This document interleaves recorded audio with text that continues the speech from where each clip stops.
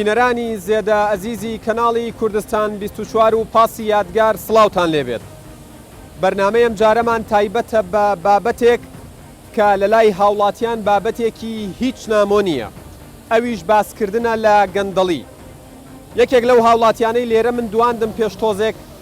وتم سەرۆکی دەستەی دەستپاکی حکوومەتی هەرێمی کوردستان میوانی پاسی یادگارە، بە توانجەوە وتی بۆ دەستپاک ماوە، ئێمە ئەمڕۆ ئەمانەوێ بزانین ئەم دەستەیە چیان کردووە بۆ هاوڵاتیان، واروەها ئەو کەیسانەی کە لێکۆڵینەوەیان تیا کردووە بەکوێ گەیشتون و تا چەند دەتوانیویانە ئەو کەیسانەی یەکلایان کردوتەوە بۆ هاوڵاتیانی ڕابگەێن و ڕای گشتی لێ ئاگادار بکەنەوە. مەبەستمانە بزانین ئەم دەستەیە تا چەندە دەستکراوەیە لە لاکردنەوە و بەدەمەوە هاتنی ئەو داوایانەی هاوڵاتیان کە داوا ئەکەن گەندەڵکاران بە سزای خۆیان بگەیەندرێن و هەروەها ئەوەی بردوویانە لە ماڵ و سامانی گشتی لێیان وەربگیرێتەوە و دادگاش مامەڵەیان لەگەڵدا بکات. مەبەستمانە بزانین دەسەڵاتی دادوەری لە هەرێمی کوردستان تا چەندە سربەخۆیە. ئەمانەوێ بزانین وەکو ئەوترێت تەنها ئیش لەسەر ماسیە بچووکەکانەکەن یان وەکو ئەوترێت حوتەکانیش بە سزا دەگەێنرێن. ئەمڕۆ ئێمە لێرە لە پاسی یادگار مەبەستمانە ڕای هاوڵاتیانیش بزانین. لێرەوە لە ناو جەرگەی پایتەختی هەرێمی کوردستان شاری هەولێرەوە دەست بە بەرنامەکەمانەکەین و ڕای هاوڵاتیان وەرەگرین با بزانین ئەوان چیان هەیە لە سەرگەندەڵی و تا چەندە هیوایان هەیە کە دەستپاکی و بنبڕکردنی گەندەڵی بگەڕێتەوە بۆ هەرێمی کوردستان. لەگەڵمان بن.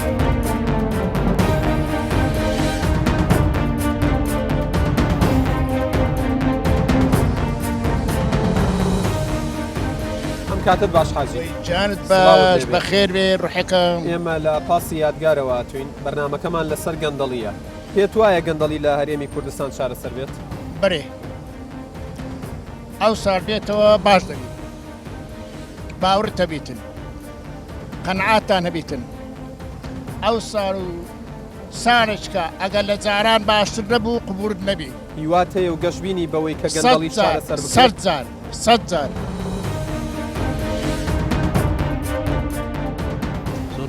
پێت وایە بتوانین لە هەرێمی کوردستان ڕۆژێک گەندەڵی چارەسەر بێت؟ وەقسە چیە لەسەری؟ بەڵێ ئەگەر قیادەکەمان بە تەواوی بیکاتن بەڵێ دەتوانی نەک بە فترەشی زۆر کەم گەندەری لێرێتن، بەزەگەر قیادە بیکە، بەزەگەر قیادە نەیکاتن قەت ناکرێتن، بەسها بەوانەکرێت، بەس بە قیادە دەکرێت. بڵێ من لە بەرنامەکەم تۆزێکی تر حاکم ئەحمەد ئەنوەر میوان مەسەرۆکی دەستەی دەستپاکی حکوومەتی هەرێمی کوردستانە. پێت وایە بتوانن گەندەڵی بنبڕ بکەن؟ نەخێر. بۆچی؟ وەڵاهی تا ئێستا حکوومەت هەر هەمووی گەندەڵە تێگەشتی حکوومەتەکە هەر خۆی لە گەندەڵکاران پێکاتوە. من خۆمە پارێزەری قساکەم زیاتر لە 130 کەیسی گەندەڵی هەیە ڕوبەر دادگا کراوەتەوە، هیواداری نەمانە دادگای لای کاتەوە. دەسەڵاتی دادوەری توانای ئەوەی هەیە یەکلایەن بکاتەوە یا لێکۆڵینەوەی تیا بکات؟ دەسەڵاتی دادوەری من وەک دادوەری قسە ناکەم، وەک پارێزەری قساکەم. ئەبێ لێکۆڵینەوەی تەواو بکەن، ئەبێ ئەو کەسانی کە گەندەڵن بێتە بەردەم دادگا چیان نەکردەوە دەبێ بیکەن، ئەوەی کە نەکراوە بێ بکرێ. بۆ ویستت قسە بکەیت؟ من وەکو پێشمەرگەیەکی هەرێمی کوردستان دڵنیا بن لەوەی بە هەموو خەڵکان و بە هەموو گەنجان دەڵێم یعنی گەندەڵی نامێنێت. دڵنیا بن 2019 گەندەڵی نامێنێت. چۆن؟ یعنی بۆی کە من هەست دەکەم گەندەڵی نامێنەوە پێشمەرگەیەک معاشم کەم کراوە هەر کۆڵم نەداوە هەتا ئێستا کۆڵیش نادەم بە هیچ نەوعێک. تومەزە دڵنیام لە حکوومەتەکەمان. دەستەی دادوەری ئەگەر توانی سربەخۆبی ئەوە زۆر شت دەکرێت. چۆن سربەخۆوە بێت؟ سربەخۆ دەستی حزب نەمینێ ناوی بە هیچ شێوەیەک حزب نەتوانی تەداخل بکە، کە نەیتوانی تەداخل بکە 100% کارەکانیان ئەگەر نسبەی 5%یش بی وەزع دەگۆڕێت لە بەرەوەی 100% ئەو وڵاتە گەندەڵی. قوربانگیان سڵاوتان لێبێت. ئێستا ئەمڕۆ ئێمە سەرۆکی فەرمانگەی دەستەی دەستپاکی حکوومەتی هەرێمی کوردستان میوانمانە حاکم ئەحمەد ئەنوەر. تۆ ئاگاداری دەستەیەکەیە لێکۆڵینەوە لە گەندەڵی کات لە هەرێمی کوردستان؟ نەتبیستووە. زۆر سپاس. سڵاوتان لێبێت. سەلام عەلەیکوم. پێتان وایە گەندەڵی لە هەرێمی کوردستان بنبڕ بکرێت؟ نا. بۆچی؟ نابێ. بۆچی وابێ هیوای؟ ئەدی چ برێ؟ کوردستان ئەو هەبووە تا دنجامایە گەندەڵی هەرەمینێ. دەستەیەکەیە لە هەرێمی کوردستان حاکم ئەحمەد ئەنوەر سەرۆکایەتیەکە دەستەی دەستپاکی ناویت بیستووە لە تەلەڤیزیۆنی ئاگاداری کارەکانیانی پێت وایە گەندەڵی لە هەرێمی کوردستان بنبڕ بکرێت والله ئەگەر محاوڵە بکرێ بمبڕ دەکرێت دەستەیەکەی ناوی دەستەی دەستپاکیە بەڵێ سەر بە حکوومەتی هەرێمی کوردستان بەڵێ. ناویت بیستووە واللهی کار داویستوە لەسەر- شانازیش پێوە دەکەن ئەگەر دەستکا ئەگا و ئەو ئیشەی چارەسەر بکە ئاگاداری کارەکانیانی ئاگادارم ئینشاءڵڵا ئەگەر بکرێ ئەگە بیکەن تەواو ئەگە نەشیکن هەر وەکی خۆی دەبێت ئەگەر هەموو کەسێک هەر کەسێک ئەگە بێوێ خزمەت بە کورد بکات دەتوانی خزمەتی پێ بکاتن ئەگە مەبەستی بیچکە ئەو کاتی ملەتەکەش خۆشی پێت دەوێت وایە ئیرادەی بنبڕکردنی گەندەڵی هەیە لە هەرێمی کوردستان بڵێ ئەزیزانم ئەوەی بینیتان وەرگرتنی ڕای هاوڵاتیان بوو لەسەر کارەکانی فەرمانگەی دەستەی دەستپاکی حکوومەتی هەرێمی کوردستان و وەهیوا و گەشتبینی و ڕەشببینی هاوڵاتیان سەبارەت بە بنبڕکردنی گەندەڵی ئێستا بەرەو پاسەکە ئەجوڵین لەوێ وێزگەی دووهەمی بەرنمەکەی ئەمڕۆی پاسی یادگار دەست پێکرد.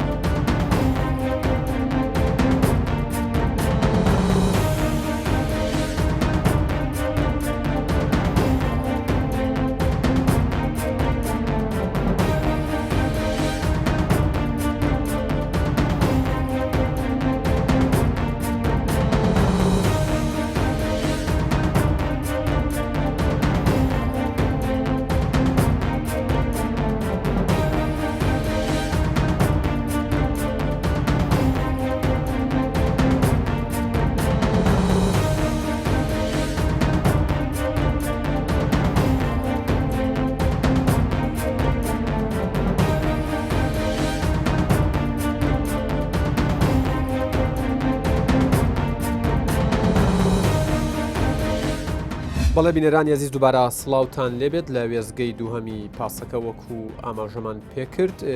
دەست بە بەرنمەکە ئەکەین و بەردەوام ئەبین بۆ ئەم وێستگەیە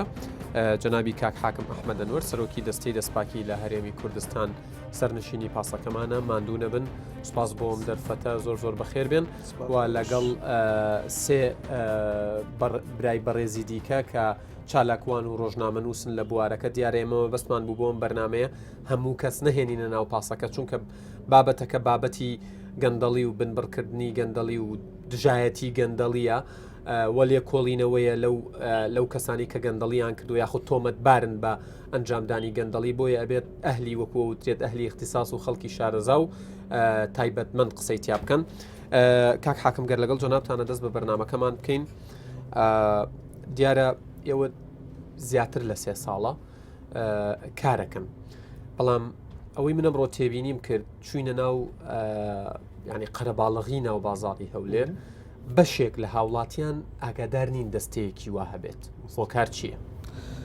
سپاس بۆ خۆتان ڕێزم بۆ میوانە بەڕێزەکان هەیە شتێکی ئاساییە خۆ دەزانی میدیا چاڵاکی و نەشاتاتی دەستارچی هەبێ ڕێگەی میدیەکان بڵاوەکرێتەوە ئەوە یەک دوش ئەکیت هەموو هاوڵاتێک ڕەنگە مۆتەم نەبێ بەو بابەتە ڕەنگە گەندەڵی وەکو تاوانەکانی گەندەڵی کە خراپەکارانی دەسەڵات و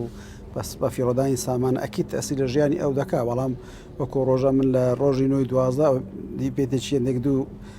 دوسێ کەناڵم بینی هاوڵاتێک گەڵێ من نازانم نوێی بتم تا پێ ئیش هەموو هاوڵاتێک نەزانێ تەنانەت پێش دامەزانی دەستی دەستپاشی خەڵ ئەسڵەن شتێک نەبوو لە کوردستان یادی بکرێتەوە کە 9 بەڵام ئەتەکید ئێماگەر ئیشەکان باشتر و فراوانتر بکەین ڕەنگە لە داهاتوێکی نزیکەیان ساڵێشکە بچیتەوە ڕێژەکە زۆرتر بێ بەڵام تۆ لەبەرەوە ئیشەکەی شێکی اختصاسیە و خەڵکەچی بەردەوام بە بەرفەرەوان ڕەنگە چاوەڕی ئاکامەکە بکە بەڵام خەڵکە هەرە زۆرەکە زۆر ئاگاداری هەنگاوە کردەیەکان نییە هەنگاوە ئاگاداری ڕێگرەکان نیە ئاگاداری بربەست و ئەو زروفانە نیە کە مؤسسەتێدا ئیش دەکە لەبەرەوە بە تەبعی دەزانین کە خەڵکەکی زۆر نای ئەو دەستەی نەبیست بێ باشە ئێوە زیاتر ئیشەکانتان لە 3 پارێزگای سلێمانی و هەولێر و دهۆک کۆکردوتەوە و قسەکە لەسەر ئەوەیە ئێوە بۆچی ینی چۆن بڵین بە شێوەیەکی گشتی تر کار ناکەن وڵاتیان هەموو ئاگادار بن و هەموو کەسێک لە تەواوی باشووری کوردستان ببێت بە هەواڵدەر بۆ ئێوە قوربان هێلی گەرممان هەیە و ئێمە خەتی 15مانەیە چواریە کاتی خۆی لە بەغدا لە دەستەی سەڵات وەرمانگرتووە زۆریشمان هەوڵدا هەموو میدیاکان هەموو سەتەلایتەکان بۆمان ناردن بە کەناڵە بەڕێزەکەی جەنابیشتەوە هیچیان ئامادە نەبوون ڕێکلامەوە دەستەیە بۆ ئەو خەتە بکەن باشەوە کارەکە چی بوو بۆ نمونە ئێستا لە ئەنجومەنی باڵای خانمان و وەزارەتی ناوخۆ هێڵێکیان ڕاگەیاندووە بۆ ئەمەی 1990 بۆ ئەو کەسانی کە تونوتی ژیان بەرامبەرەکرێ. من ئاگادارم لەگەڵ گەیشتۆتە گەربەناوی کوردستان 24ەوە قسە بکەم هەر گەیشتۆتە کەناڵ بڵاو کراوەتەوە بە دوواداچوونتان کردو بۆ کەناڵەکان بڵاوی ناکەنەوە هەر لێرەشەوە ئاماژەی خەڵ بیزانێ. بەشێک لە ڕێکلامەکان خۆ دەزانین سەتەلایتەکان ڕێکلام بە پارە ئەکەن بەڕاستی ئەمە توانە داراییمانە خۆ دەزانین زەم ڕێکلامی سەتەلایت بێبەرانە ئەوەی پبلیک سێڤیس ئەناونسمنت بێ بانگەوازی خزمەتگوزاری گشتی بێ بێبەرانە. ئێستش خۆ کارەکەی نازانم و من خۆشم بەڕاستە خۆ لەگەڵ بەڕێوەبەری زۆربەی کەناڵەکان قسەم کردووە دڵنیاژمەوەی سیدیەکەیان پێگەیشتووە بەڵام بەڕاستی هیچ ڕێکلامیان بۆ نەکردووە. لێرەوە ڕێکلامێک بۆ ژمارەکە دە باشە ئەوە ژمارەی 15 هەیە ژمارەیەشی چوارەیە کە خۆڕاییە هەردوو خەتی ئاسیاسیل و کۆڕێکتوان ئەوەی بۆ بکەن پەیوەندی پێ بکەن هاوڵاتی بە خۆڕایی. ئێمە ئەستانە زیاتی ئەوە کۆمەڵک پۆستەرمان چاپ کرد لە پار لە یادی 2012 ئەم ساڵیش مەجموعەیەشی تر لەسەر ئەو پۆستەرە هەموو ئەو ژمارانەمان چاپ کردووە. مچینە ئێستا بەڕاستی لە هەنگایشی تریش لە ساڵ داهاتووە تەماین هەر خۆی ئەو هێڵا دیسان کۆمەڵک پۆستەری گەورە هەڵ بدەین لە پرزگەی سەرجەم فەرمانگەکان یاریمی کوردستان دایبنین بەڵام ئەوە قەرەبووی ئەوە ناکاتەوە کە میدیاکان ڕێکلامی بۆ بکەن چکە خۆتان دەزان ئێمە هەمسایەتیشمان تا خەڵک بتوانێت بە ئیمەیل شتمان بۆ بنێری هەم تەلەفۆنی بە خۆڕاییمان هەیە هەم زۆر جار هاوڵاتیان خۆیان ڕاستە خۆش دێن لە ڕێگەی زەر نامەی داخراو. ئێمە پێی یاسا لەسەرمانە واتە ملزەمین بەوەی کە ناسنامەی ئەو کەسانە بپارێزی کە خۆیان نانەوێ ئاشکرا بناویان بەڵام خەڵکی باشێ خۆی دێت و شایادیش دەدا و ئامادەیە ئەو بەزانیانی لایەتی لە بەردەمی ئێمەش و لە بەردەمی دادوای لێکۆڵینەوە باسی بکە کەواتە ئەوەی کە ناوێ ناوی ئاشکرا بکرێ یاسا ئێمەی ملزەم کردووە کە ناسنامەی پارێزی. جەنابتان وەکو سەرۆکی ئەو دەستەیە کە ناوی دەستەی دەستپاکیە تا چەندە لە ئیشەکانی خۆتان ڕازین و ڕێگریەکان چی نەگەر ناڕازین؟ بەتەکیت خۆ دەزانی تۆگە ساڵانە کە ئێستامە لە کۆتایی ساڵین ئیشەکانی خۆت هەڵسەنجینی ڕەنگە ئاستی تمحەکانی ئێمە و ئێوەی بەڕێز لە میدیا و بەڕێزان لە کۆمەلگای مەدەنی و خەڵک زۆر لەوە فراوانتر بێت بەڵام بۆی هەرسەنگانێکی مۆزوعی بکەیت دەبێت یەکەم زروفە مۆزوعەکەی دەوروبەری خۆت لێگریتەوە وڵاتەکە لە چ زروفێکە ئاژێت 4 ساڵ ڕابردوودا کوردستان لە هەم لە ڕووی ئەمنیەوە لە شەڕێکی بەردەوام بوو لەگەڵ دڕندەترین ڕێکخراوی تیرۆریستی لە جیهان هەمیش لە قەیرانێکی سەختی دارایی بوو هەمیش ئێمە پرۆسەی دامەزراندنی دەستگاکە خۆی کە تەکاتێک کە ئەو وڵاتە کێشەی گەورەی دارایی هەبوو ئەوە زروفە مۆزوعەکە بێتە ناو زروفە زاتێکی خۆتان بزانین لە یاساکە چین ئەو دەسەڵاتانەیە بۆ ئێمە دیاری کراوە و چین ئەو توانایش بۆمان دابین کراوە اینجا تۆ توانین لەسەر ئەو بە زروفە مۆزوعەکە زائیدەن دەسەڵاتە یاساییەکان زائیدەن کەرەستە مادی و بەشەریەکان کە لە بەردەستایە بۆ دابینکردی ئامانجەکان ئەو هۆکارانە توانی تەقیمەکی مۆزۆی بکەیت هەچن ئێمە و حەقەمان نیە چکە خۆ دەزانین تەقی مۆزۆیە بێ ئێمەمادەم دەستێکی نەژر چاودێری پەرلەمانی شەکەین ئەبێ لیژنەی دەستباشی پەرلەمان بە ڕێزانە کۆمەڵگای مەدەنی میدیاکان هەوڵ بە ڕەچاوکردی ئەو خاڵانە بێن تەقیم بکەن بەتەکید ئێمە کە دەستمان بە ئیشەکان کرد هیوامەوە بکەن لە زروفێکی باشتر ئیشەکان بەڕێوەبەرین لەسەرەوە هەیە جەنگی ڕوبەڕووبوونەوە و دژایەتیکردنی گەندەڵی هیچی لە جەنگی بەڵێ بەڵام خۆ دەزانی کاتێک کە دژوم نەگرێتە بەردات و هەڕەشەی سڕینەوە و قەتل و عامی میلەتەکەت دەکە ئەوە دەبێتە پێشووتر لە جەنگی دژایەتی گەندەڵی منستەش قەناعەتم هەستناکەن لەو فترەیە کە بە شێوەیەک لە شێوەکان کاری دژایەتی گەندەڵی سڕ ئەکرێت گەندەڵکاران باشتر گەشە ئەەکەن بەتەکید وایە سەڵ نەکرا خۆ ئیشەکان نەوەستا تۆ قسە لە زەمە کرد کە پرسیار من کرد تا چەند من لە ئیشەکان ڕازیم ئەڵێن بەو زروفانەوە وچینە مەگە توانای دارایی باشتر لە بەردەست وایە ئەگەر کادری باشتری بەشەریمان لە بەردەست باە ماتوانیا نەک لە سنتەری سێ پارێزگات و باسی سێ پارێزگات کرد من ئەڵێم تەنها سنتەری سێ پارێزگاکە واتە لە سنتەری بەڵێ لە سنتەری لە سنتەری دۆک لە سنتەری هەولێر لە سنتەری سلێمانی و لە بادینان لە زاخۆ و لە ئاکری ئەمە ئەوەی ناتوان فراوانتریش بکەن مەسەلەکە یەکەمیان بە داراییەوە بەتەکی توانای بەوە یەکەم ئەمە کێشەشی ئەساسیمان هەبوو لە یاساکە کە ئێستاش چارەسەر نەکراوە کەمی محەقی نەزا هەیە کە یاساکە لە 2013 تەوان ئیقرار کراوە هاوشێوەی یاسای عراقینەوە بۆی دەستی دەستپاچی خۆی ئەو کادرانە بۆ خۆی دامەزرێنێ ناچاری کردوی تۆ پەنابەی بۆ دەسەڵاتشکە کە دەساڵی دادوەریە کە بە سوپاسەوە تا بە ناوکاریان کردوین بەڵام لە دنیا نییە دەستەیەک خۆی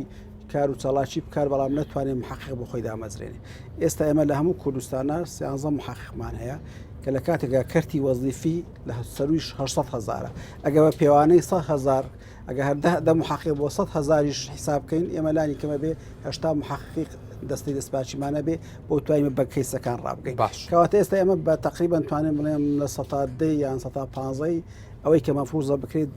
بۆ توانای بەشەری مادیەکەشەوە بگەڕێ خۆت دەزانین کێشەی بینایمانەوە خۆت بینایەکەت بینی لە زۆر لە هەردوو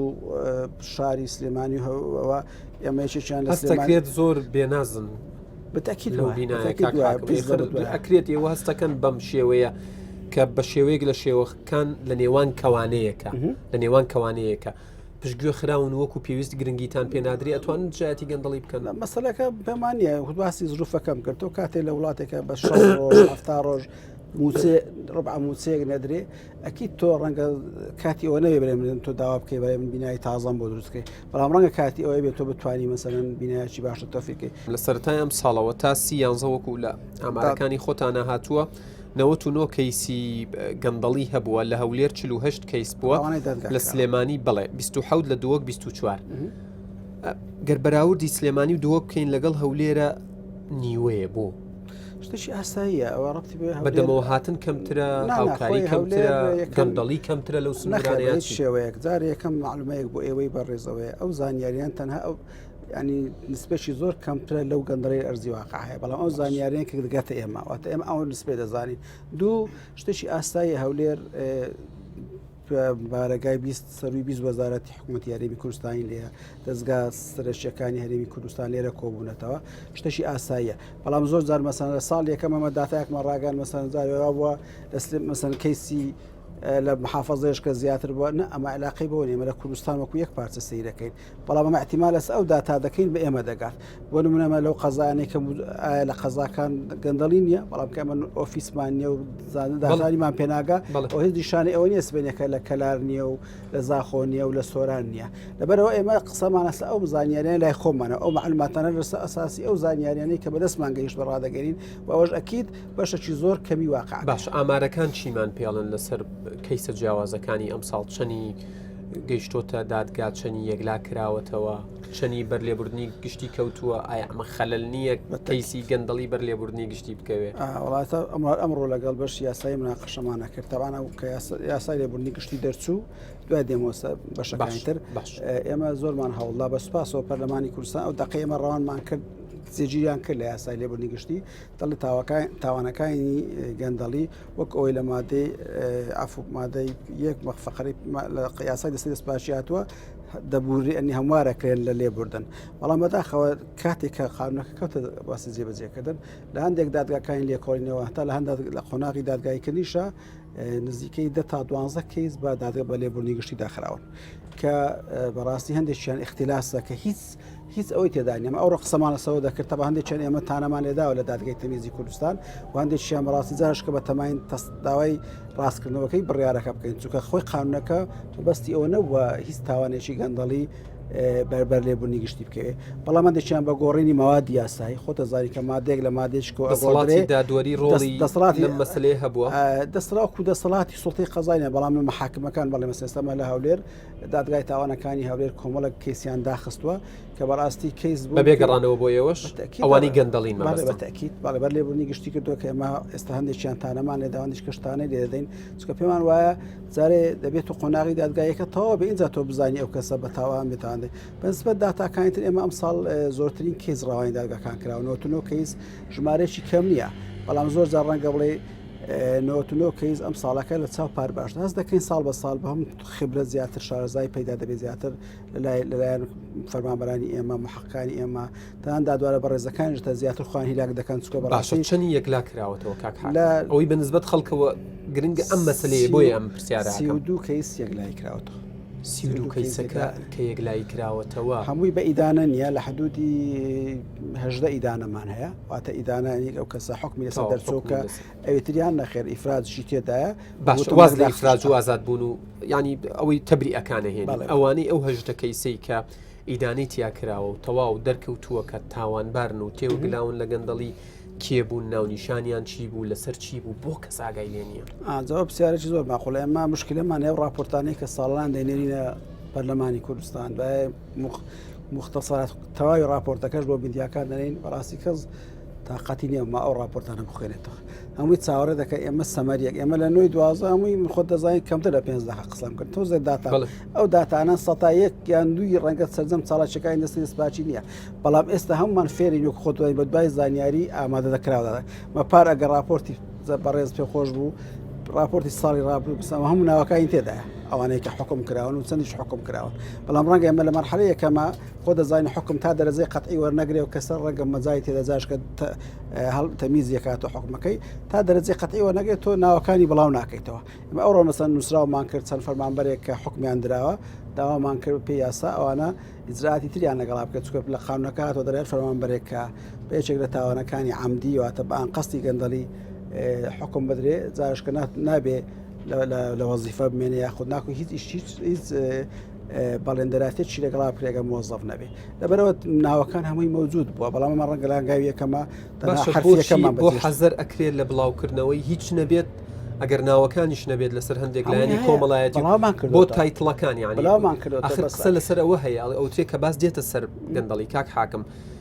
ماسیە بچووکەکان پێوە ئەبن و ئەوانەی گەورن کەس ناچێ بەلایەنە و تێ ئەپەڕن ینی نەمان ماستووە ئێمە خۆمان قسە لە ینی باس لە واکێ کاک حاکم وەزیری تایە بەڕێوەبەری گشتی تایە بەڵازم قایم قامی تایە مدیرناحی تایە هەمووی تایە نازانم بەڵام تۆ ئیزە مەسەن مسلەکە ئەوەیە تۆ وەزیرێک بانگەکە یان لە پەپلەی وەزیر بانکەی لە خواردوی بانجەکەی خۆ شەر نییە کە تۆ بانگت کرد تۆ باسی تاخیر خۆ ئەوە دەکەی شەنی ئەو کەس ئەوەی بەسەدا ساوە چی ئەو قرارەدا ئەو دادوەری لێکۆڵینەوە دەستی دەستپاچی سیستەمێکیە زانیاری تۆمارەکە داوای هەواڵدەری کە خۆی تاحقیقدا دەکات بەڵام کە بوو بە داوای سزایەتە بەردەم دادوەری لێکۆڵینەوە کە ئەو دادوەرە بە ڕێزەران دامی دەسەڵاتی دادوەرینەوە لایەن ئەوانەوە انتدابکراون بۆ ئیشی ئەمە کە بوو بە داوای سزای تەنهاوە دادوەر خۆی قەنەعەتیەیە ئەو کەیسە داخاگەر بەڵگەی وەکو پێویستی پێ نەبوو یاخود ئەو کەیسە ڕەوانی شارتان لەسەرە کە ناوەکان ڕانەگەێن نەخێر هیچ فشارێکمان لەسەر تا ئێستا تۆ بڵێمە کەس داوای ئێمە کرد بە ناوی کەس ڕانەگەێنێ کەس هەیە نەتوانن لێکۆڵینەوەی لەگەڵا بکەن و بانگی بکەن و من پێت بڵێم کوردستان سوید نییە بەسەڕەحەت بڵێن کوردستان سوید نییە بڵێم حکمی یاسا ئەوەندە بەقوتە تۆ هەموو کەسێک لە کوردستان بگرێتەوە بەڵام بەنسبەت ئیشەکانی ئێمە توانم بڵێم تا ڕادەچی باشتر تەجاوبی لەگەڵدایە مەسەڵەن ئێمە داتای ئەو کەسانەمان بڵاو کردوەوە مەسەن چەند ئەمری قەبزی بۆ دەرچووە چەند فەرمانی داواکردنی هاتنە پێشدەرگایە تقریبا توام لە حدودی 170 تا 80 زیاتری فەرمانەکان جێبەجێکراوە بەس بڵێم 100 نەخێر 100 نییە چووکە نابێ شتێک بڵێم کە لە واقع بوونی نییە ڕێگری هەیە لە کارەکانتان ئەکید چۆن ڕێگری نیە تۆ ڕێگریەکان چین لەسەر ئاستی کەسین لەسەر ئاستی حزبین لەسەر ئاستی ئیداری و حکومین هەر هەموو کۆمەڵک ڕێگریە ڕێگریەکی ئەوە هەیە مۆزوعی یارخۆت هەر باسی دەستپاچی دەکەیت تو ئەوە دژمنێکی گەورە زۆر بۆ خۆت پیا دەکەیت کە ئەوانن کە ڕاستی لەسەر سامانی گشتی دەوڵەمەند دەبن و پێیان خۆش ئەو وەزە و خۆی ببینێتەوە ئەوەیە دوو دێسەر ڕێگرە ئیداری و کارجێڕەکان تۆ کردێکی وەزیفی گشتی تێ کۆمەڵک بیرۆقراتیەت و تاخیرکردنی وەڵام و وەڵامکاری تێدا دوو بەڕاستی حتا لە پرۆسی دادگایکردنیشتان کەمە زۆر زار باسم کرد و ئێستاش ئەمە بەردەوام گفتوگۆین لەگە دەسەڵاتی دادوەری ئەگەر دادگایەک تەخسیس نەکرێ بۆ کەیسەکانی گەندەڵی کەیسەکان هەروە بە تاخیری دەمێنەوە سەمە لەو 170 کەیسەی کە ئەو ساڵەوەتنویان حالەکراوانێکی پاری تێدا ماوە 170 تا ئێستا لە خۆناغی دادگایکردنایە کەواتە تۆ بۆی بتێ ئاکامی خێرا قەست بەخاوی ئەڕوایان نەخێر تۆ بڕۆ لای دادگای تاوانەکان 300-400 کەسی لەلایە ئەگەر گرنجێکی تایبەت بە کەیسەکانی گەندەڵێدا وەڵەو تا ئێستا گرنجیش درراوە بەڵام هێشتا نەگەیشتە ئەوەی کە بەڕاستی ئەوە لە کاتێکی نزیکترە بێ خۆم دەزانم هەموو هاوڵاتێک کە دەچێت لای محکەمە حەقی خۆیەتی مافی دەستکەوێتەوە بەڵام تاوانەکانی گەندەڵی ڕەبتی بە هەموو هاوڵاتێک بێت چکە ئەو دیناری لە زاخۆ سەرف بکرێ زرە لەو هاوڵاتیەتدا کە لە کەفریش داهیشت بە هەدەر بدرێ لەوێ لەبەر ئەوە بە تەکید ئەوە ئێستا لە بەغدا وایان لێ کردو دەمێکی شەوزان 2 ساڵیش دەبێت دادگایان تەخسیس کردووە تۆ ئەگە 170 کەیسە ئەم ساڵەکە 60 لێک لای بێتەوە تۆ جارشکە نایە پرسیار لەم کەی بڵێت تۆ کەس خەڵکی شاگادار بێت فعلەن بەریو پێشتونەیە خەڵکی دادگایی خەڵکی وایە کەس دادگایی ناکرێت دادگایکردنەکە ئاشکرای وەڵام ڕۆژە میدیاک نهاتۆ بڵێ کاکە بێ زەحمەتەوە بەش یاسایی ئاساییتان هەیە کەی ئەو کەیسانەیە دەگای دەکرێت من بتوانم ماعیدەکانتان لێ وەرگرم بچم حاضری دادگایکردنەکان بم خۆ دادگایکردنی کوردستان ئاشکرایەوە هەموو بەڕێزش دەتوانانی هاوڵاتیان دەتوان ڕێکخراوانی کۆمەلگای مەدەنی دەتوان بەڵام کە کەیسەکان فعلەن وەکو خۆی تاخیرە بن وەکو یەکێک نای ناکردنەوە لە ئەوەشی وەکو پێویستدا ڕەنگە ڕاگەیاندنەکان و وڵاتی ئاسایش گرنگی پێنەدابێ ئەوەیە کە خەڵکی زۆر گەورەی گەندەڵ بزەبێت تا ئەبێت خات خەڵکی گەورەشی تێدا ئەبێت داهاتوی نزیکە ئەمە کەی ئەمە بێت بۆ نمونە من دایمە لە نەم بەرنامەکەم پاسە خەڵکەکە وعدی تیاوەگرێت ینی بۆ نمونە لە کەیە لە سێمانی یەکەمی 2009 خەڵکی زۆر گەورەی لە گەندەڵی تێوەگلا و کەشەکرێتەوەگرا بێت بە تاکی ئێستا هەمانە بەرپرسمانەیە بەرپرسی باڵاش بۆ وتنی کێسیشی هەیە بەڵام ئیدانە ئەکریان ناوە ئیشی من نییە ئیشی دادگاکانە پێدراوەکان چیتان پێڵن من مەبەستم نییە تەداخلی ڕوتی لێکۆڵینەوەکەم معتەیات و پێدراوەکان هی ئەوەن کە تێوەگلاونەوە بێت سزا بدرێن خەکە چۆ قۆناغی دادگاییکردن معنایە تۆزێ بای ئەوەندە بەڵگە هەیە کە چێ دادگایی بکرێت بەڵام دیسان لە دادگاییکردنا دیسانەکە ئەی بۆچی دیفاعدانراوە و تۆ پارێزە ڕێگریت و داواکاری گشتی وڵاتیدا مافی گشتیەکە و دادۆرە و کەسی سێم بێلایەن لە پرۆسەکە باشە کەواتە با هەر من قسە نەکەم با ئەم هاوڕێ ئەزیزانش کە لەگەڵ منە ئەوانیش بەرنمەکە پێشکەش ئەکەن چمە لای کاکە سامان چالاکوانی کۆمەڵگەی مەدەنیە باز بە تۆ کاگەرگار بەخراتنی دکتۆر دەکەم ڕاستیەوە بەشێکە لە شەفاپێت کە کاک دکتۆر قسە بۆ ڕاگەاندن و بۆی چالاکوانی مەدەنی دەکە من بەخێراتنی دەکەم ڕاستی سەبارەت بە پرسی گەندەڵی لای ئێمە پێما وایە لە ئاستێکی باڵایە زۆر بەرزە بە تایبەتی تەنها دەستەی دەستپاکی ناکرێت بنێ ڕوبەڕووی ئەومە گەندەڵی بکرێتەوە پێویستە بە پلانێکی استراتیژی هەیە بەڵام سەبارەت بۆی کە گلەیمان لە دەستپاچی یان کەمێک ئەو شتانە دەکەوێتە سەر ئەوەی دەستپاچی عین بە جۆرێک حتا ئەوەی کە هێلی دەپازدە گەرمگوڕ نییە یان لە ڕووی ڕاگەاندنەوە خەڵک گرنگجی بە دەستەی دەستپاچی نادا من پێما وایە کە دەستەی دەستپاچی کاری خۆی نەکردووە یان بەجددی ینی ئیرادەیەکی لاوازەیە چونکە ئێستا من دەبێت هەندێک نمونە بۆ کاک دکتۆریش بێنمەوە سەبارەت بە پرسی گەندەڵی ینی هەندێک پرسەیە بە ئاشکرا دەکرێتن بۆ نمونە جێگیری حکوومەتی هەرێمی کوردستان کە لە ناو دەستەی دەستپاچی باسی لەوەی کرد کە فیرعون هەیە کە باسی لەوەی کرد گەندەڵی بە ئاشکرا دەکرێتن کە ئەوانە لە ئاستی باڵانە و پاشان دەستنە بەرەکانی جەنگ و بەرەکانی جەنگ بەجی دێڵن و بازرگانی تەقەمەنی و ستەمەنی دەکەن ینی حتا بۆ نمونەیەکی ئێستا کە باوە لۆبیلۆ دەکەن باز لە حکوومەتی پێشوو دەکەن کە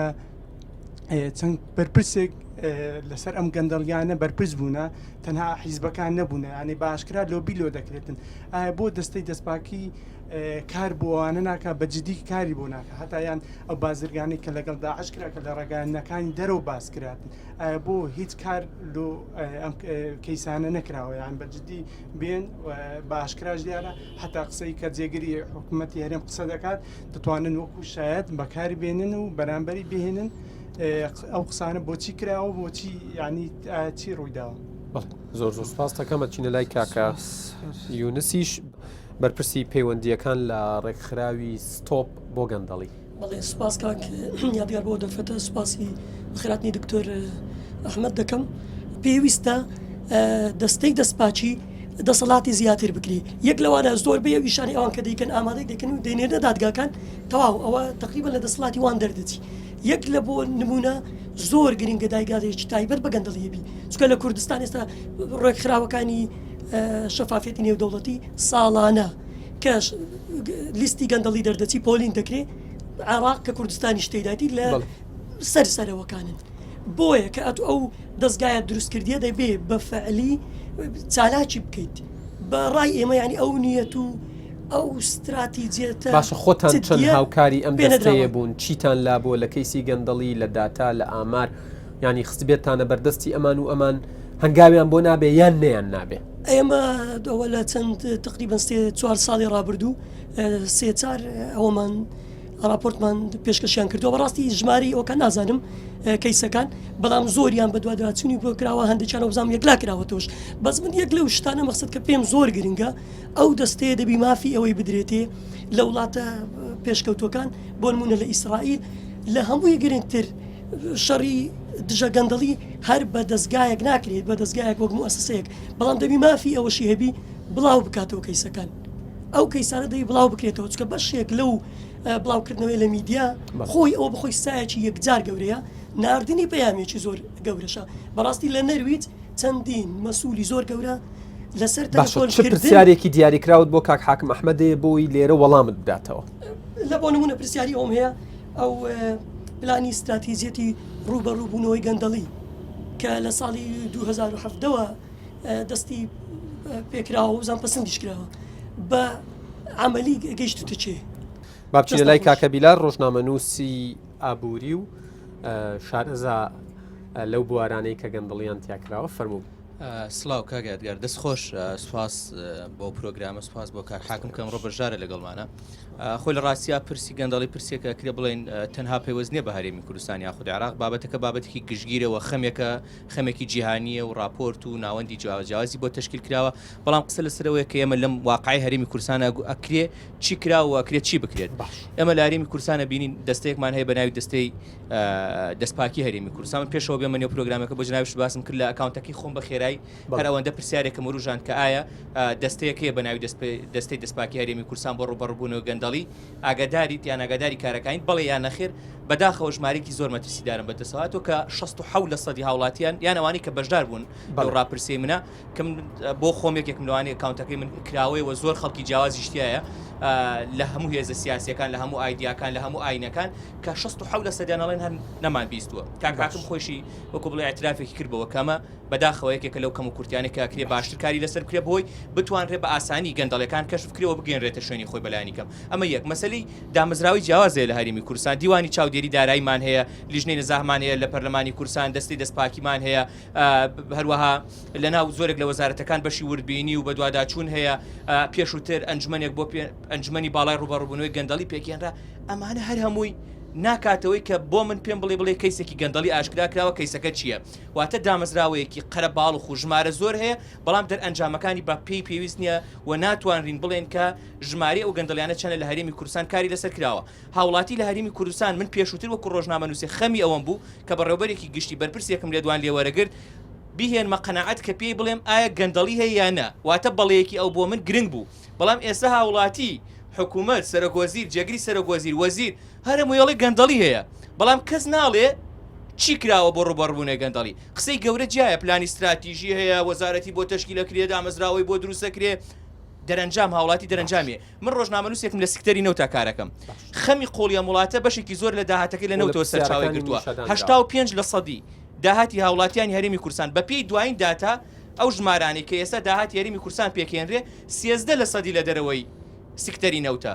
واتە هەر هەمووی داهاتی هەرێمی کوردستان لە نەوتەوە سەرچاوی گرتووە کە 87% داهاتی هەرێمی کوردستانەکە 87% داهاتی ئەم وڵاتە لە نەوتەوە سەرچاوی گرت بێ فەزاحەت و گەندەڵێکی زۆر لە سکتەری نەوتە بێ هەر لەسەر مەسەلەی مامەڵەکردن لەگەڵ داعشا لە سکتەری نەوتە هەر لەسەر مەسەلەی کونکردنی بۆری نەوتی هەرێمی کوردستان لە خۆناغی ڕابردوو لە ماوەیەکی نزیکە هەر لە مەسەلەی شیرینە نەوتەکان و بەهەدەردانی داهاتی نەوتی هەرێمی کوردستان هەر لە راپۆرتەکانی وەزارەتی سامانە سروشتەکان خۆیەوە بیگرە کە باس لەوەکە کە چۆن مامەڵەیان کردووە لە دابەشکردنی داهاتی نەوت بە پێی وەزارەت و بە پێی حەزویستی خۆی هەر لە مەسەلەی سەرۆکوەزیران کە چۆن مامەڵەی کردووە بەڵێ ئەوانە گرنگ بوو کە باسکردن چی پرسیارێکی ئەتەوێت کاک حاکم لەناو پاسەکە جواب باتەوە ئێستا من پێڵێم کاک حاکم دەست خۆش بێ لەو بەشێکە کردوتە بەڵام من پێم وایە ئیرادەیەکی بەهێزی سیاسیە بێ لە هەرێمی کوردستان هەبێ ئەبێ حکوومەتێکە بێ خەمی مامەڵەکردن و یەکلاکردنەوەی کەیسەکانی گەندەڵی هەبێ کەواتە من قسەکانی دووبارە ناکەمەوە لەبەر کات جەنابتان گوێتان لێ لە کۆتا قسەیەوە دەست پێکەم جارێ دەستخۆشی لە یەکەم دارا و بە ڕێزەخۆی اختصاصی گرنگە سەکتەری نەوتە زۆرش پرسیار سەکتەری نەوتەکرێ بەڕاستی خەلەلی ئەساسی بە پێزانیاریەکانی من ئێوە ڕێگەتان پێ نادرێت دەستان بگات بە هیچ دۆسیەکی وەزارەتی سامانە سروشتەکان بۆتان باسەکەم ئێمە ئێستا 23 زانیاریمان لە لایەنە سسکا کەیسی نەوت بەڵام کێشەی ئەساسی ئیشکردن سە سەکتەری نەوت ئەوەیە ئەو سەکتەرە بە دامەزراوەی نەکردووە بۆ نمونەمەمەل بۆ هەر یەک کەسێک لەو کەیسانە لە ئەو ئیتریش یەکەم جار داوای بەسوپاسەوە داوای راپۆرتی دیوانی چاودێری دارایی دەکەین کە زۆر هاوکارە بن ئەوان مردبینی خۆیانەیە کە شارەزان لە پرۆسەی چۆنەتی سەرفکردنی داهاتەکان و وردەکاریەکان تێدا تا ئێستا دیوانی چاودێری دارایی دەستی بە هیچ بەڵگەنامەیەکی ڕسمی نەگرتووە لەو کەرتە کە دیوان ناتوانێت وردبینی بکات دەستی دەستپاشی ناتوانێت لێکۆڵەوەی تێدا بکات لێکۆڵنەوە کە بەڵێ من سکاڵاکەم لایە تۆماریشم کردووە لەسەر ئەحمەدە لەسەر دوور لە سینە لەسەر ساتە کەواتە ئەو پرۆسەی بە فعلی پێویستی بە هاوکاری شێ بۆیە من دەڵێم بەلایەدەش بەڕستش جوانی کرد ئیرادێش سیاسی بەقوت کردبێت لە قیمەی دەسەڵاتی تەنفیزیەوە دەست پێ بکە کەواتە بۆ نمونەمە ئێمە کاتی خۆی کاتی خۆڵاتی جێبەجێکردنەوە تەخویل کراون دەستکراوە کراون یان لەوێ پێت ئەڵێم کا تۆ وردبینین دیوانی چاودێری دای نتوانێت وردبی لە کەیسەکان بکە دادوەر لەسەر چی حکومەدا دادوەر لەسەر بەڵگە و داتای بەردەمی حکومەدا کاک خۆ زۆر کەیسێت تۆ زین تەواو گەندەڵیە بەڵام هیچ بەڵگەیەکە دەست ناکەوێت بەڵگە چۆن دەستەکەی تاوانەکانی گەندەلی فەرقی لەگە تاوانی ئاسایی چیە کەسێکە کوژێ و کەسە کوژراوە چێتە تۆ بێعەدلی بە سەعاتێک راپۆرتێکت بۆ ئەم کەسە بەم شێوە کوژراوە راپۆرتەکە حازرە و لەگە شایدی تێدابێت ئەم تاوانی گەندەڵی تاوانی بەرپرسی ئیداریەی پێڵین بەرپرسی ئاین لە بەرپرسی هۆبەوە تا لوتکەی دەسەڵاتی بەڕێوە بردن کەواتە هەمووی وەسایق و زانیاری و داتا ئەوەیە ئەو کەسە گەندەڵی بکە خۆی وەزیرێک قاسەکەی لە ژوورەکەی خۆی دانەناوە هیچ دکتۆر ئەحمەد کەسەرۆکی موەسسەکە قاسەکەی لە ژوورەکەی خۆی دانا هەمووی لە ڕێگەی حیسابات و وردبینی و ژمێریاری ئەکرێ و پارەکە لە باقەکانی هەرێم سەرفەکرێ کەواتە ئەو مستەم سەکاتانە لایەن چیەوە دەبێت متەوەفر بێ لایەن دەسەڵاتی تەنفیزی ئەو خاڵێکە هاوکارتان نین بەڵێم ڕێگری نیە ڕێگری هەیە بەڵێ بە زۆری هاوکارتان نین لەوەی ئێستا پێتەڵێم سەدان تۆ مەحازەی لیژانی تحقیق هەیە کە وەزارەتەکان خۆیان کردویانە دڵنیاشن کارمەندێک چەند کارمەندێکیان لە کەیسەکانی گەندەڵیان بەڵام لەو سەدانە ڕەنگە هەمووی 15 نەگەیشت بێت دەستی دەستپاچی کەواتە مەسەن تۆ لە بەغدا کە بەغدا قیمەی گەندەڵیە و ئاکەی سەرۆشی و ئەنجومەنی وەزیران یەک کۆمەڵە بەرپرسی باڵا کەیسەکان ئەنێرێ بۆ دەستی دەستپاچی کەواتە دەستی دەستپاچی بۆ توانە بەتەکیت تۆ ئەگەر هەموو کەس وەگوتن هەموو کەس خەمی دژایەتی گەندەڵی نەبێ هەموو کەس چاوی دەستی دەستپاچی نەبێ ئەو کات دووارە دەستی دەستپاچی لەسەر وتم چەندی توانە خاوەتە بەردەست چەندی سڵاداتی ئەسەوانەش محاسبەی بکە قسەکانی زۆر جوانە کەواتە ئەمە کوردستان تازە من پێم وایە ڕەنگە 24 ساڵ زۆر بێدەڵێن بەڵام تازە ئەمە ئەگەر چەند هەنگایشی کەممان نابێت هێشتا زۆرمان ماوە بگەینە حکوومەتی یاساودەوە ئەویتریان بابەتی ئەوەی بوو کە فعلەن ئێستا حکوومەتی هەرێم کۆمپانیایکی دوو کۆمپانیای نێودەوڵەتی هێناوە بازە لە وردبینیەکە بەڵێ دوو کۆمپانیا بەڵێ عالەمیشە بەڵام مشکلەکەوێ ئەو تەنها وردبین لە دۆکۆمنتەکان هەکات چەندی فرۆشراوە راپۆرتی بڵاو کردوتۆ لە هەر چوار راپۆرتەکەی ئەڵێ دۆکۆمنتەکانی حکوومەتی هەرێمی کوردستان هیچ ناڕاستێکی تیان نییە لەکوێی دنیا بووە کە هەموو هاوڵاتیەکی ئاسایی هەرێمی کوردستان بۆری کونکراوە ئەوە جیاوازە جا بۆ بۆڕی کورکردو و کەیسێکی باسی تەمان زۆر پرسیاری درشەڕیدا ئەوەی بازرگانی لەگەڵ داعشاکرێ ئەو تاوانە عێلاقی نیە بە دەستی دەستپاچیەوە چونکەوە تاوانێکی تیرۆریستیە تەعاملکردن لەگەڵ ڕێکخراوەشی تیرۆریستی دووشتە هەریبە کەیسەکە ئێستا هاتوتە لای منە لە داهاتووشە لەوەی ڕابردوو ئەوەی کونکردی کەیسەکە ئەمە دادوەری ئاسایشی هەولێر لەگەڵ دادوەری دەستپاشی قسەی کردو کە ئەو کەیسەکەشی بۆ نردبوون بە منی بەدوتم کاکە دراسی کە بزان لەو ماوەت ئەمە خۆی کێشەیەکمانی قانونەکەیمە زۆر ڕوون و وازەحە ئەو مادانە دیاری کراوە کە دەستی دەستپاچی توانێت لە زمینی دەسەڵاتی ئێمەیە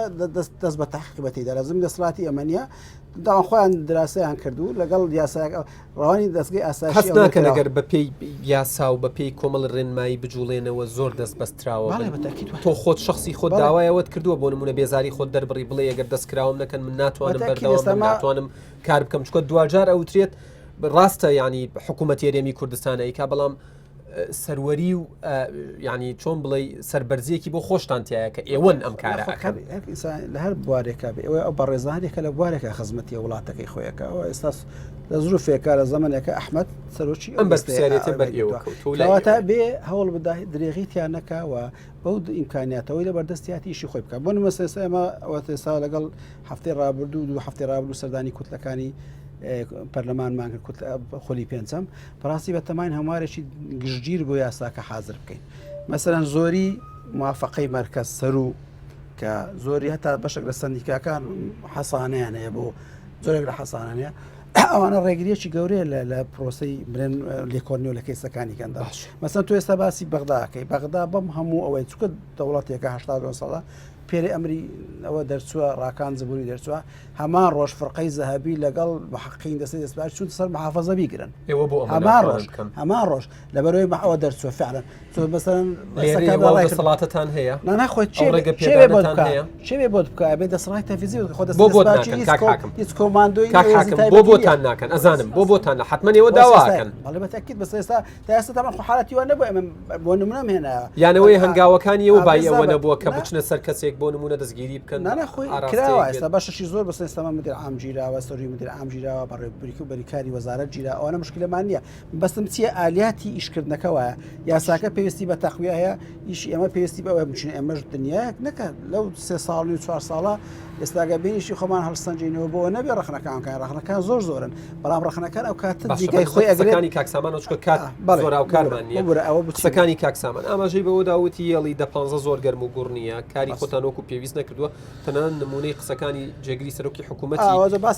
تاڵبانی نایەوە کەوتی فرعونێ و گەندەڵی هەیە ئەوان ئەمانە هەمووی بەڵگەنێ واتوان ئیشی لەسەر سەردان هاتوو قسەیەکی کرد وتی ئێمە داوای لێبوردن قسەکەت بیرە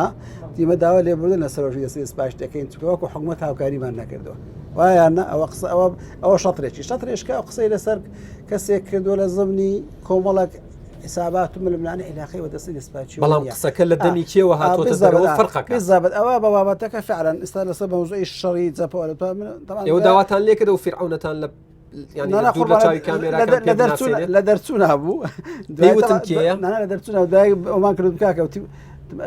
وتی ئێرە و قسانم کردوتم کاکە ئەتیادی ئێرە دەستگایکی گشتی هەر بە ڕێزەک دێت تەسریحات دەدا قسەی خۆیەکە ئەمە هیچ علاقەی بەمەوە نیە پرسیارتان لە جەنابی کاکۆبات کردە و فرعونەی باست کردووە ئەو فرعونانەی باست کردوون کێ باسی زانسی کرد بیزدەبەت باسی ئەوەی کرد کە لە دەزەبەکاری شەڕ ئەنی بڕوا بکە ئەو کەیسا علاقەی بە ئێمە نیە زام چۆنە بابەتەکە ڕەبتی بە مەسەرەی هەڵاتن لە شەڕ و فرۆشتنەوەی چەک و ئەوانەیە لەبەرەوە ئەو ڕۆژە لە انتخابات بە ماوەک پێستا زوو بیتە نەتازی انتخاباتە بەڕێوەبەری ئیدارەی انتخابی ئەڵێ دەستی دەستپاچیەوە بۆنە تەقیبا بە تەزویل لە انتخابات لە کۆ لە دەسەڵاتی دەستی دەستپاچیە کەواتە ئەتۆ زین چۆنە لەبەرەوەی پێش ئێمە هەدەین هە دەستگای کاکە قسەی زۆر جوانی کرد گوتی کۆمەڵک مؤسساتمانەیە ئەوە دا مەزرین یەکەش کە دەین هەموو ماوەشی زۆر ئیش نەکراوە ئەبێ ئەو دەستگای ئەجە هەر چێ بێ هەموو ئیشەکان لە ماوەیەکی قیاسی بکە ئاکسێستانەیە بۆ حاکم ئاکسێس و دەستگەیشتنتان هەیە بۆ ئەو بەڕێوەبرایەتیانیان ئەو بەشانەی ئەو یەکانی لەناو وەزارەتەکان لەنێو بەڕێوەبرایەتی جیاوازەکان دروست کراون بۆ وردبینی هاوکاریتانستا باسی کۆمە دیوانی چاودێری دارایی ئیشی بە تەواوەتی جیاواز لەگە دەستی دەسپات دیوانی چاودێری دارایی بە کورتی ئیشی وردبینیکردنە لە سەرفیات و داهاتی ئەو وڵاتە ئەوە هیچ علاقێکی بە دەستی دەستپاچی داواکاری گشتیمان لە فترێ مناقەشاتێکی زۆر لەگەڵ داواکاری گشتی بەو قانونی کە ئێستا هەیەە حق مافی جوڵاندنی سکاڵای یاساییان هەیە واتە گاتێک لە کەیسەکانی گەندەڵی بێ دەتوان لە دادگای دەستپاچی لە شارەکان سکاڵا لەسەر کەیسەکانی گەندڵی بە هەولێری خۆمانتی سکا ئەو بکەن حتا ئەگەر سبێنێکە قانونەکەشیان هەموارکراوەکو لە بەغدا هەموارکراوە و ئێستا حەقی تاقیقیان هەیە ئەو هیچ لە اختصاصی دەستی دەستپاچی کەم ناکات پرسیارەکانی کاکیونسەوە بەرپرسی پەیوەندەکان لە ڕێکخراوی ستۆپ ئاماژەی بەوەدا ئەڵێت بەفعلی دژایەتی گەندەڵی نەکراوە و پرسیاری هەبوو خۆشت ویست قسەی لەسەر بکەی پلانی ئەوەی استراتیژی بەڕۆنەوەی گەندەڵی ئەو استراتیزی ئەمە ئیشمان لەسەر کرد تەبان بە هاوکاری دەستگای وستمینستەری بەریتانی پەر دەستگای وستمینستەر بۆ پەرلەیانی دیموکراسی تقریبا 2 ساڵ خەریک بووین پارمانجی 5 درا بە تەسلیم بە ئەنجومەنی وەزیران کرا لە جەلسەیەکە ئیقرار کرا من خۆشم لە جەلسە نیم ساعتێک میوانداریان کردم بۆی ڕوونکردنەوەی پێویست بدەم بڕیارەکەی بۆ دەرچووە ئەو استراتیزیە لە وەقاعی کوردستانە بڵاو بۆتەوە غەڵەت نەمژمارە 211 لە کۆتایی ساڵی ڕابردوو بداتی ئەم ساڵ لێژنێکی باڵای هەماهەنگی تەنسیقی دروستکە لە بینی ئەو مؤسساتانەوە ئەو خاڵی بە ڕێزە باسی کرد زۆر مهمە ئەو نمدام دەستگانە و پێکەوە هاوکاریان هەبێ ئاگایان لێکتر بێ بەڵام بەڕاستی تا ئێستا هیچ کۆبنەوەکی ئەو دەستگایە نەکراوە کەواتە ئەو هەیئە تەنسیقیە نەکراوە کەەوە تقریبا ئێمە ساڵی 2010 خۆتانزانین لە کۆتایەکەین چەند ڕۆژێکەمان ماوە ئێمە لەو فترەی ڕابردووکە با سێدانەکانمان کرد بۆ پەرلەمان داوامان لە کوردەکان کردوەلانی کەم لە پەرنامەی حکوومەتی داهاتوو دژایەتی گەندەڵی تەفعیلکردنی استراتیژیا چ کاندی چ لە سەراستی فراکسیۆن و لیستەکان ئەمەیان بەرز کردووە ئەوەیە کە ئەو دژایەتی گەندەڵیە ئەو دێبەجێری استراتیژیا بچێتە بەرنامەی حکوومەتی داهاتوو چونکە تۆ دائیمەن دەبێ ئیش بکەی لە داهاتوو ئەوەی کە نەکراوە خراپە خەرەرێکی گەورەیە بەڵام هەوڵ دێ لە داهاتوودا ئیشی لەسەر بکەی کە ئەوەی بەڕێزی دەتوان نەرێکە لە ئاستی خۆتان ئێمە وردە وردە نزیکە بینەوە لەوەی چایەک بخۆینەوە لەوێ شەگەر قسەیەکی دیکە هەبووی ئیزافەیەکەین بەڕوخسەت.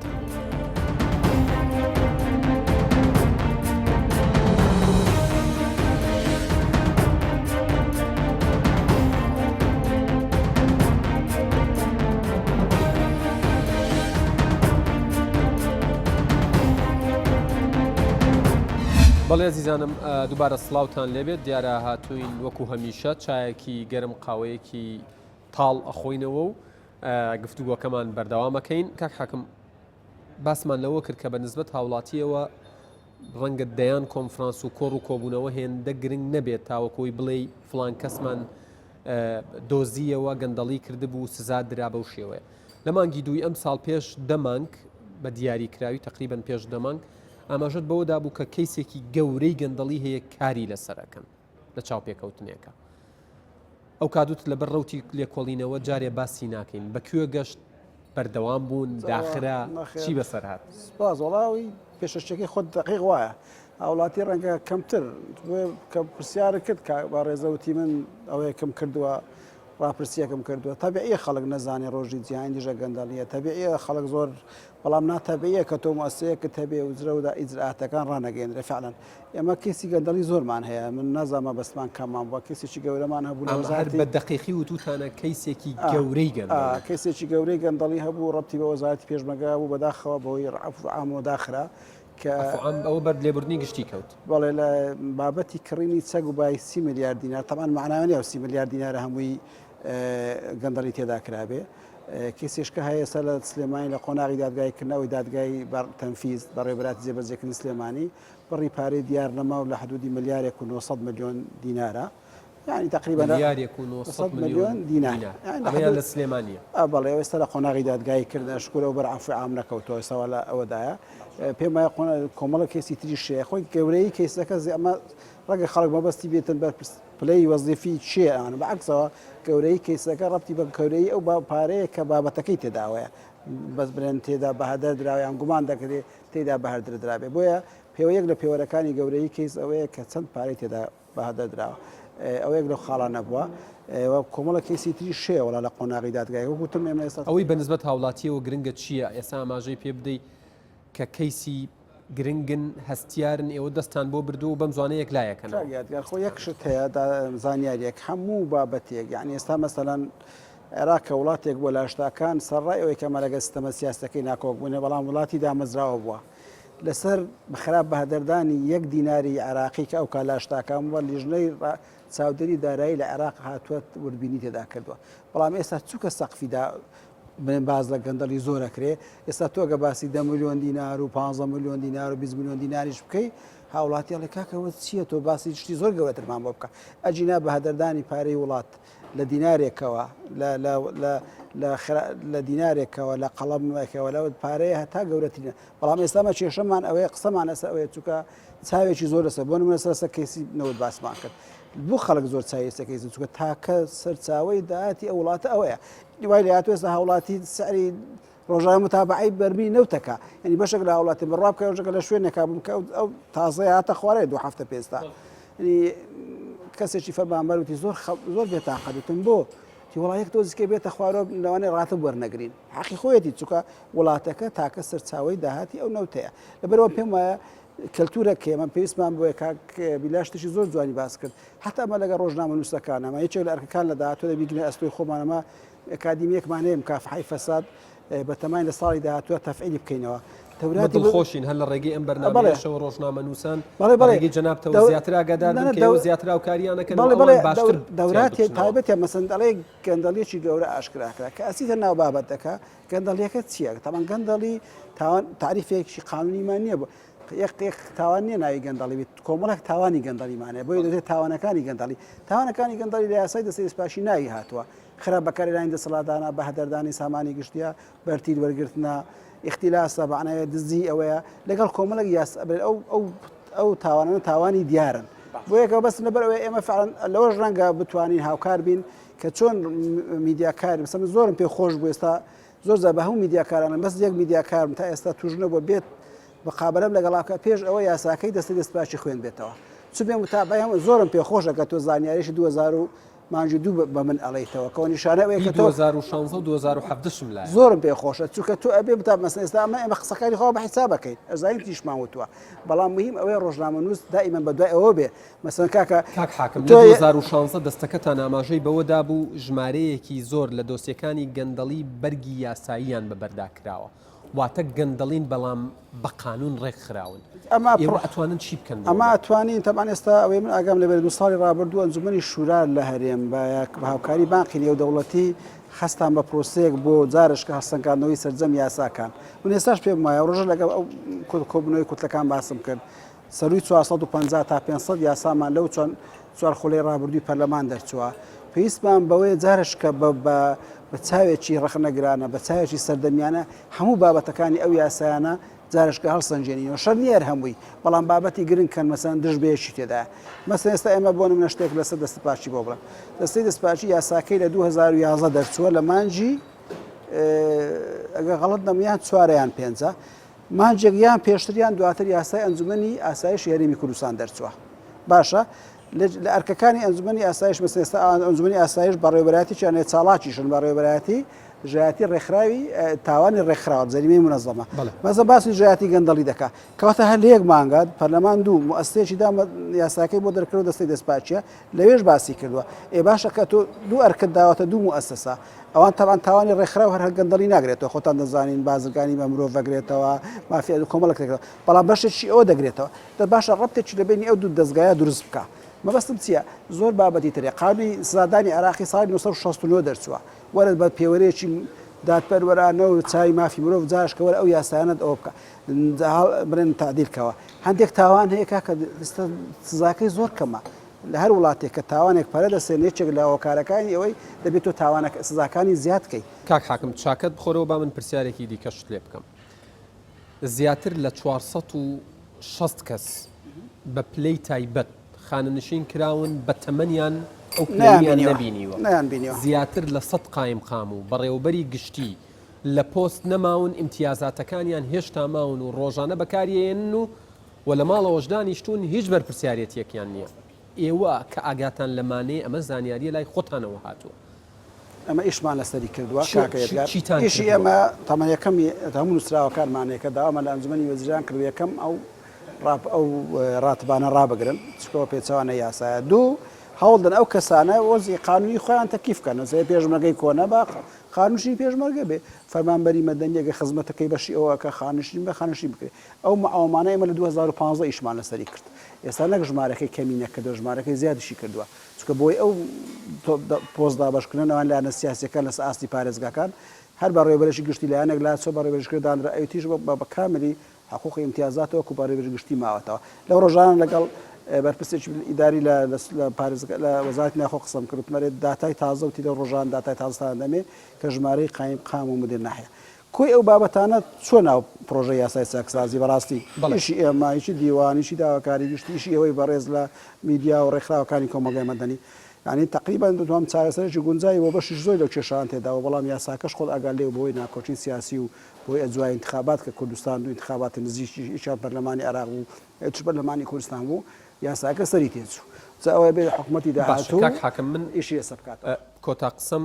پرسیار ناکەم ئەم هەلە ینی ئیستیغلالەکەم ئەی خۆزمەوە بۆ ئەوەی ڕووی دەمت لە پەرلەمانە نوێکە و حکوومەتی نوێ بێت تۆ چیت لێیان ئەوێت و چۆن بێنە پێشەوە لە ئێوە لە دەستەکەتە وڵا خۆ دەزانانی ئەمە ئەومان بە هەندێک لە کوتلەکان گەیاند و بە تەمای هەموو کوتلەکانی تربینی پامی دەستی دەستپاچی ئەوەیە کە حکوومەتی داهاتوو ژایەتی گەندەلی بکات یەکێک لە ئەرکە لە پێشینەکانی چونکە بەڕاستی ئەرچی لە پێشینە من ئەڵێ مەگە ئەرچی ڕقەمیەک و دوژ نەبێ لە 3 و 4 کەمتر نەبێ چونکە گەندەڵی پەتایشی زۆر ترسناکە و هیچ متمانەیەک لە بینی خاوڵاتی حکوومەت نایاڵێ بە تەسیرە خراپەکانی گەندەڵی بینیمان لە انتخاباتی ڕابردوو نسبەشی زۆر خەڵکی کوردستان نەچۆ دەنگدان و ئەگە ئەو ئەو سیقەیە لە بینی هاوڵاتی حکومە نەجێڕێتەوە ئەوە لە انتخاباتەکانی داهاتوە خراپتر دەبێت و چاکسازێکی ڕیشەی هەوڵدان بۆ بەدامەزراوەکردن کەمکردنەوەی ئەو کەرتی قەبارەی کەرتی گشتیە و ئەکتیفکردنی حکوومەت و چاڵاکردنی حکوومەت لە هەموو دنیا یەک پێدراسەیەکە دەستگایەکە بۆ خزمەتی هەوڵاتی کاک حاکم ئەحمەد ئەنوەر سەرۆکی دەستەی دەستپاکی لە هەرێمی کوردستان زۆر سپاس بۆم دەرفەتە ماندوو نەبن هەر بژین سپاسی تەواوی و هاوڕێیانەکەم کە ئەمڕۆ بە پرسیار و تێبینیەکانیان بەرنامەکەیان دەوڵەمەندتر کرد بەڵە بینەرانی ئەزیز تا بەرنمەیەکی دیکەی پاسی یادگار ئێوە و کوردستان لە ئەمانەتی خوادابن کاتێکی خۆش.